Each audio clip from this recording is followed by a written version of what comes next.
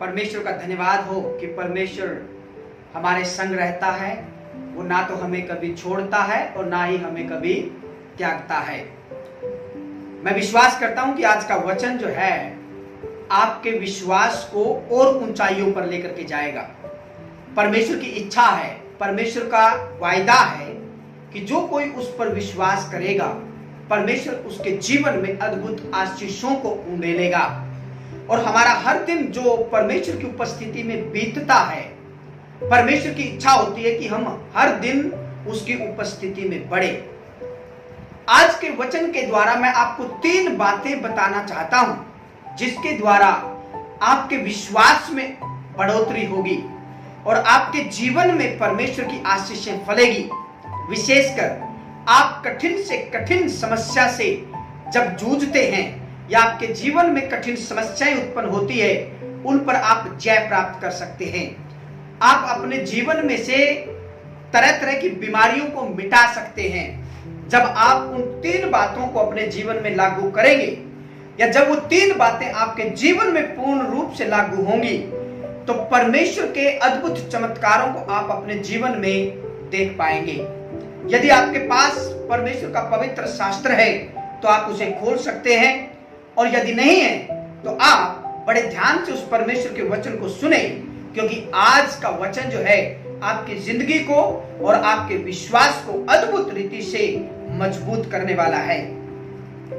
सबसे पहली बात जो है, परमेश्वर हर एक विश्वासी से चाहता है, वो चाहे आज का विश्वासी है, चाहे 10 साल, 15 साल, 20 साल या पीढ़ी पीढ़ी से वो विश्वास करते हुए परमेश्वर के वचन पर चले आ रहे हैं।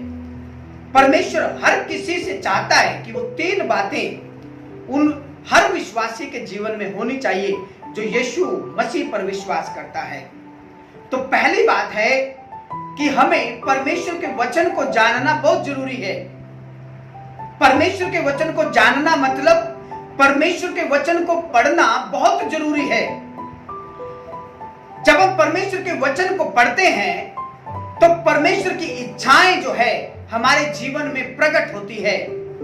जब आप प्रेरितों के काम में पढ़ते हैं तो प्रेरितों के काम में हम देखते हैं जब प्रेरित लोग परमेश्वर के वचन को लोगों को सिखा रहे थे तो यहूदी लोग उन सेम बातों को पवित्र शास्त्र में जाकर के ढूंढते थे, क्या जो प्रेरित कह रहे हैं वो बात सच है या नहीं है। आज परमेश्वर के उस वचन को पढ़ने से हमें परमेश्वर की इच्छा प्रकट होती है। परमेश्वर का मन, परमेश्वर का हृदय हमारे लिए खुल जाता है, क्योंकि हम जो है उसके वचन पर क्या करते हैं, मनन करते हैं। जब हम वचन को पढ़ते हैं हमारी हर प्रकार की दुर्बलता का समाधान वचन के द्वारा होता है। बिना वचन के हमारे जीवन में से 1 इंच समस्या दूर नहीं हो सकती है। बड़े गौर से सुनना है आप। बिना वचन को जाने हमारे जीवन में से 1 इंच बीमारी नहीं मिटेगी। यदि आपके जीवन में वचन का वास है, आपके हृदय में वचन है, तो आप हर प्रकार की उस बीमारी पर जय पा सकते हैं। हर प्रकार की दुष्टात्मा की दुर्बलता पर जय पा सकते हैं जिनसे आप रोज जूझते हैं। परमेश्वर का वचन कहता है, भजन संहिता 160 और उसके 20 पद में यदि आप पढ़ेंगे तो उसमें लिखा है, परमेश्वर अपने वचन के द्वारा अपने लोगों को चंगा करता है और जिस गड्ढे में वो पड़े होते हैं उसमें से निकालता है। मतलब क्या है, जब हम परमेश्वर के वचन को पढ़ते हैं, परमेश्वर अपनी सामर्थ के द्वारा, वचन की सामर्थ के द्वारा हमारे जीवन से उन बीमारियों को मिटा देता है, हमारे जीवन से उन समस्याओं को मिटा देता है, क्योंकि परमेश्वर के वचन के पास हर उस चीज का समाधान है जिससे हम जूझ रहे हैं, जिन समस्याओं से हम, तरह तरह की बीमारियों से हम जूझ रहे हैं। परमेश्वर का वचन जीवित है, वरन परमेश्वर का वचन कहता है हर प्रकार की दोधारी तलवार से भी अधिक चोखा है। जब हम उसको समझते हैं तो वो हमारे जीवन से हर प्रकार की वो समस्या, हर प्रकार की शैतान की वो युक्ति नष्ट कर देता है जिसके द्वारा हम फंसे रहते हैं, निराश रहते हैं, उदास रहते हैं। तो इसीलिए आप परमेश्वर के वचन को पढ़ना आरंभ कीजिए, और परमेश्वर के वचन को जब आप पढ़ेंगे, यकीन मानिए आपकी जिंदगी आज से ही बदलना आरंभ हो जाएगी। यिर्मयाह 30 अध्याय उसके 17वें पद को जब आप पढ़ते हैं, उसमें लिखा हुआ है, मैं तेरा इलाज करके तेरे घावों को चंगा करूंगा। परमेश्वर का वचन कहता है, मैं तुम्हारे घावों को, तुम्हारी बीमारियों को मिटा दूंगा, तुम्हारे कष्टों को जो है मैं अपने वचन के द्वारा दूर कर दूंगा। इसीलिए बस हमें क्या करना है, परमेश्वर के वचन को पढ़ना है और उससे परमेश्वर की इच्छाओं को जानना है, क्योंकि जब हम वचन पढ़ेंगे तब हमारे जीवन में परमेश्वर की क्या इच्छा है वो प्रकट होगी। दूसरी बात जो मैं आपसे बताना चाहता हूं वो है प्रार्थना। जब आप वचन पढ़ने के साथ साथ प्रार्थना करते हैं, प्रार्थना सबसे शक्तिशाली एक हथियार है जिसके द्वारा हम परमेश्वर तक अपनी बातों को पहुंचा सकते हैं या परमेश्वर से अपनी बातों को कह सकते हैं। प्रार्थना ही वो माध्यम है जिसके द्वारा हम परमेश्वर के उस इच्छा को जो हमारे ऊपर प्रकट करता है जान सकते हैं। तो आप जब प्रार्थना करते हैं तो आप पूरे मन से, पूरे हृदय से जो वचन पढ़ा है उसके आधार पर प्रार्थना करना आरंभ कीजिए।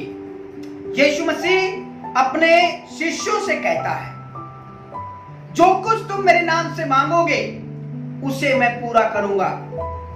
यूहन्ना 14:14 में परमेश्वर इस बात को कहता है, जब हम यीशु मसीह के नाम से प्रार्थना करके मांगते हैं तो प्रभु यीशु मसीह उसे पूरा करता है, क्योंकि परमेश्वर का वचन कहता है यीशु मसीह के नाम से हर चीज, यीशु मसीह के नाम से हर बीमारी, यीशु मसीह के नाम से हर दुर्बलता, यीशु मसीह के नाम से हर दुष्टात्मा हमारे अधीन है।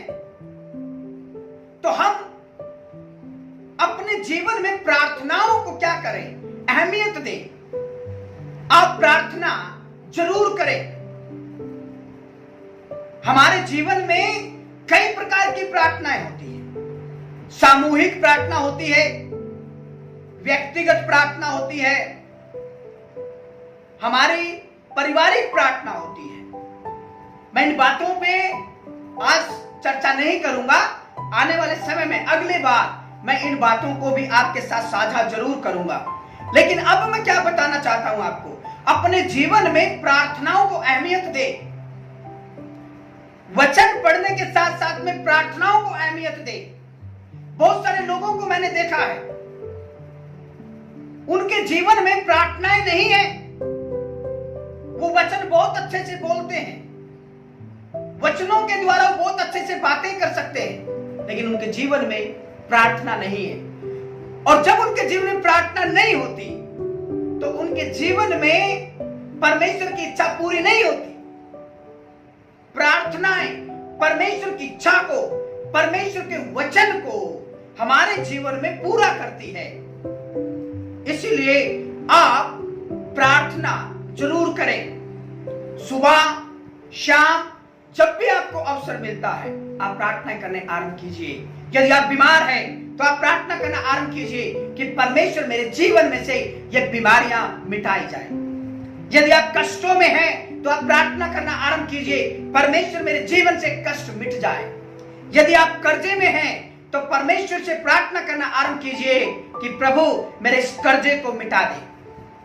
बड़े ध्यान से सुनना है आप, बहुत सारे लोग विश्वास करते हैं लेकिन उन्हें प्रार्थना करना नहीं आता। जब आप अपने मुंह को खोल करके प्रार्थना करना आरंभ करेंगे, अपनी जुबान से जब आप परमेश्वर को पुकारना आरंभ करेंगे तो परमेश्वर आपके मन की पुकार को जरूर सुनेगा। तो आज आप अपने जीवन में प्रार्थनाओं को करना आरंभ कीजिए। आप कभी भी ये ना सोचें कि आपको प्रार्थना करनी नहीं आती या मुझे पता नहीं प्रार्थना कैसे करना है। मेरे प्रियो, मैं आपको सबसे आसान तरीका क्या बताता हूं। आप परमेश्वर के सामने बैठना आरंभ कीजिए, आंखें बंद करके परमेश्वर से बोलना आरंभ कीजिए। परमेश्वर का आत्मा आपको प्रार्थना करना सिखाएगा। रोमियो की पत्री में लिखा हुआ है, परमेश्वर हमारी मदद करता है कि हम किस प्रकार से प्रार्थना करें। हमें नहीं पता प्रार्थना कैसे करनी है, लेकिन जब हम उसके सामने उपस्थित होते हैं, बड़े ध्यान से सुनना, जब हम परमेश्वर के सामने बैठते हैं तो परमेश्वर हमें प्रार्थना करना सिखाता है। इसीलिए आप आज से अपने जीवन में नियम बना ले कि आप प्रार्थना करना आरंभ करेंगे, और मैं यकीन दिलाता हूं कि आपके जीवन में से परमेश्वर हर उस दुर्बलता को, हर उस शैतान के काम को, हर प्रकार के बंधन को नष्ट करेगा जब आप प्रार्थना करने लगेंगे। और तीसरी बात जो मैं आपको बताना चाहता हूं, वो सबसे महत्वपूर्ण, जो आप वचन पढ़ते हैं, जो आप प्रार्थना करते हैं, उन पर आपने विश्वास करना है। बहुत सारे लोग ऐसे हैं, वचन जानते हैं, प्रार्थना करते हैं, लेकिन उस पर विश्वास नहीं करते कि जो कुछ वचन में लिखा है, जो मैंने प्रार्थना की है, वो मेरे जीवन को बदल सकती है। हालेलुया। मरकुस रचित सुसमाचार उसके 11 अध्याय के 24 पद में परमेश्वर का वचन कहता है, यदि आपके पास बाइबल है तो आप पढ़ सकते हैं। उसमें लिखा है, इसलिए जो कुछ तुम प्रार्थना करके मांगो तो उसकी प्रतीति कर लो कि वो तुम्हारे लिए हो गया है, या उसकी तुम विश्वास कर लो कि वो तुम्हारे लिए हो जाएगा, और जो कोई विश्वास करेगा उसके साथ वैसा ही होगा। जब आप प्रार्थना करते, वचन पढ़ते हैं, तो आप विश्वास करें कि आपके साथ वैसा ही होगा। बहुत सारे लोग जो है नकारात्मक सोचते हैं, वचन के विपरीत सोचते हैं। वचन कहता, मैं परमेश्वर कहता मैं तुम्हें आशीष देना चाहता हूं, वो कहते हैं कि हमें आशीष पता नहीं कब मिलेगी। लेकिन परमेश्वर का वचन कहता है, वो पूरी रीति से कंफर्म कहता है कि वो हमें आशीषित करना चाहता है, वो हमारे जीवन में अपने वायदों को पूरा करना चाहता है। इसीलिए आप जैसा विश्वास करते हैं, आपके साथ वैसा ही घटित होता है। यदि आप बुरा सोचते हैं तो आपके साथ बुरा घटेगा। और परमेश्वर का वचन कहता है, यदि आप परमेश्वर के वायदों पर विश्वास करेंगे कि परमेश्वर के वचन में जैसा लिखा है वैसा मेरे साथ होगा, और मैं विश्वास दिलाता हूं आपके साथ वैसा ही घटेगा। तो आप अपने पढ़े हुए वचन पर, जो परमेश्वर के वचन में लिखा हुआ है, जो प्रार्थनाएं आप करते हैं, उन पर विश्वास करना आरंभ कीजिए। आपका जीवन आज से बदलने लग जाएगा। आज से आपका जीवन बदलने लग जाएगा। आप यकीन करना आरंभ कीजिए कि जो परमेश्वर का वचन बोल रहा है वो मेरे लिए बोल रहा है। जो परमेश्वर का वचन बोल रहा है वो मुझे बोल रहा है, किसी दूसरे को नहीं, वो मेरे को कह रहा है। और आपका जीवन बदलने लग जाएगा। आपका जीवन अद्भुत रीति से बदलने लग जाएगा। इसलिए आप क्या करें? परमेश्वर की सामर्थ पर विश्वास करें, परमेश्वर के अभिषेक पर, परमेश्वर की उस प्रार्थना पर जिसके सम्मुख बैठ करके आपने कहा है, प्रभु मैं विश्वास करता हूं जो तेरे वचन में लिखा हुआ है। यदि आप आज से आरंभ करेंगे तो आपके विश्वास का लेवल जो है बढ़ेगा, ऊंचा जाएगा। अपने विश्वास के लेवल को बढ़ाइए, उसे नीचे मत लेकर के आइए। आपके विश्वास का लेवल बढ़ना चाहिए। जितना आप परमेश्वर में बड़े होते हैं या जितना आप पुराने होते हैं, आपके विश्वास का लेवल बढ़ना चाहिए। परमेश्वर का वचन कहता है, जो बुजुर्ग है, बुढ़ापे में है, परमेश्वर की उपस्थिति में जीवन व्यतीत करते हैं, वो अपने बुढ़ापे में भी उनकी मिठास और उनके जीवन में आशीष फलती रहेगी। तो आपका जीवन मिठास से भरा रहना चाहिए, और आपके जीवन में 3 चीजें जरूर होनी चाहिए। यदि आप विश्वास करते हैं, यदि आप विश्वासी हैं, यीशु पर विश्वास करते हैं, तो आपके जीवन में 3 चीजें होनी अति आवश्यक है। पहला, आप हर रोज वचन को पढ़िए। वचन को अपने जीवन में जरूर से जरूर पढ़ना आरंभ कीजिए। यहोशू के पहले अध्याय में परमेश्वर का वचन कहता है, यह व्यवस्था की पुस्तक जो है तेरे चित्त से कभी ना उतरने पाए, ना तो इससे दाएं मुड़ना और ना इससे तू बाएं मुड़। तो इसीलिए आप वचन को जरूर पढ़ें, क्योंकि वो परमेश्वर की सामर्थ, परमेश्वर की इच्छाओं को हमारे जीवन में प्रकट करता है।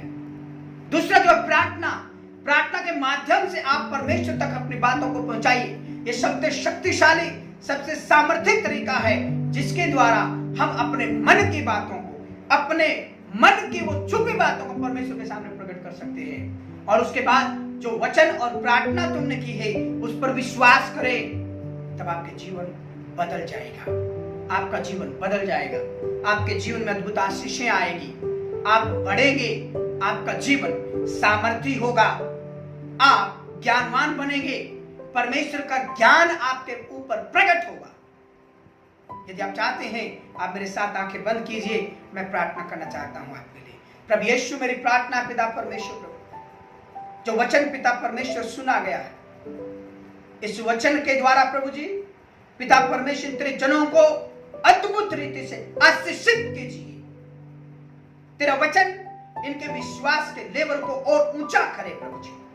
और पिता परमेश्वर आज के बाद ये प्रभु जी पिता वचन को पढ़ने वाले, प्रार्थना करने वाले और पिता परमेश्वर उन बातों पर विश्वास करने वाले हो प्रभु, जो ये प्रार्थना में वचन के द्वारा बोलते पिता परमेश्वर। इनके जीवन से प्रभु हर उस बाधा को, हर उस शैतान की युक्ति को मैं डांटता हूं प्रभु जी, जिन्हें पीड़ित करती है प्रभु यीशु मसीह नासरी के नाम से इनके जीवन को छोड़ करके चली जाए।